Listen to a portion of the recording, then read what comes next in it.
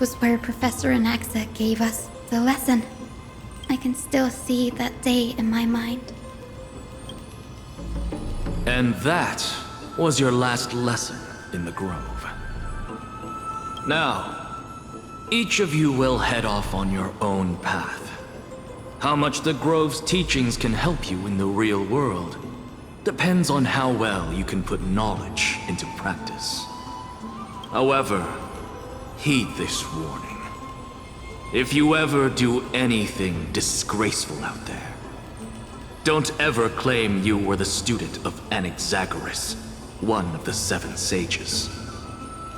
Professor Anaxa, there are still other classes scheduled on the calendar. Are you sure you didn't... Firstly, call me Professor Anaxagoras. Secondly, to clarify, the last lesson means the last lesson I will teach you. I will be entering seclusion from today onwards to research ancient alchemy, and all my teaching activities will be put on hold. Ah, I see. So you're saying that the lessons taught by all the other teachers aren't good enough to be considered lessons? All you do every day is wag that sharp tongue of yours. That's a credit deduction, fine enough IDs Elysiae. I have nothing left to say. Next. Please wait, Professor.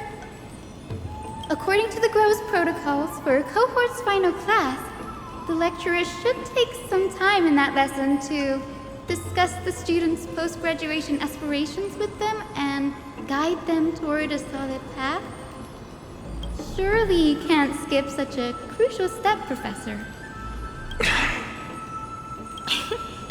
The teaching assistant, Miss Hyacine, is truly Professor Anaxa's nemesis. Fine. Since Hyacinthia insists on this, let's go through the process.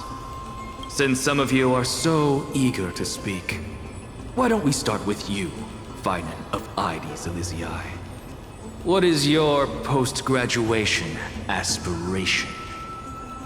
Me?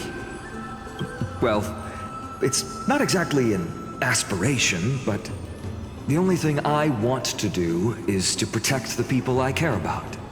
I see. So you want to be a hero? How boring. Next. I didn't say... Castoris, you've been giggling for quite some time. How about you go next? Perhaps my answer is a bit vague and meaningless, Professor Anaxagoras, but I hope the world can be freed from the agony of death, so that every living being may find calming peace. How naive. So naive that it makes me want to weep for your fairy tale. See, this is why I don't want to follow those outdated protocols. All I get are boring answers. Since you suggested this whole process, why don't you wrap this up, Hyacinthia? Share your aspiration with everyone, and let's see if yours stands out. So it's finally my turn. Good thing I came prepared. My aspiration is nothing less than completing the final blank page at the end of the hero's epic. Blank page? An interesting description. Do explain, assistant. I've read all of Amphorius's heroic epics while studying at the Grove, and a common thread came to my attention. Almost every epic ends with a description of the hero's achievements. But few mention how the everyday people of that time lived. No one recorded the struggles and suffering the commoners endured.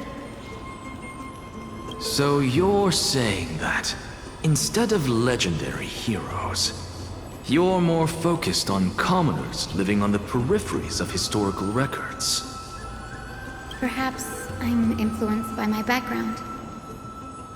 My ancestor, Seliosi the Day Thunder Knight, raised her spear against the sky and ushered in the flame-chasing era that continues to this day.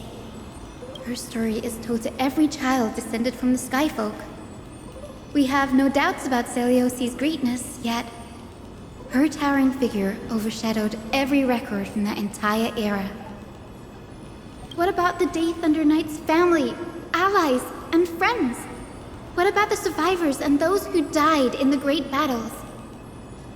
Whenever I think about their stories by the campfire, I realize the details of those legends have been long lost. And only Celiosi's name remains. Her brilliance had become as blinding as Aquila's, lording over everything on the ground. That's why I'm glad that my era does not lack heroes. All my ancestors had was a sad past. But I have a future I want to protect. Instead of becoming a hero and ushering in a golden deluge to baptize the world anew, I want to stay in the backline and save all the ordinary humans from drowning in the rising waves. I wish not to return to the sky, but to walk among the masses on Earth. I believe it's the only way for the saga of creation. To include a footnote for the everyday people in its blank page.